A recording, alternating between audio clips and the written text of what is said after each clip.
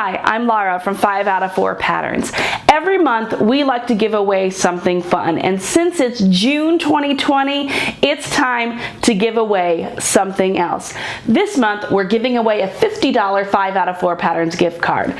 So if you want to win that gift card, you only need to do 2 things. 1, subscribe to our channel.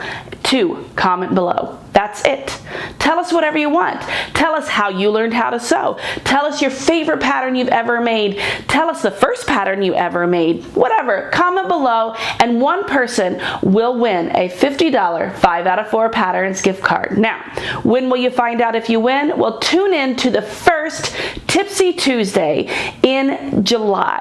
Jessica will announce the winner then, and we'll get you all taken care of on a really awesome $50 gift card. So, subscribe, comment below, and I'll see you next month.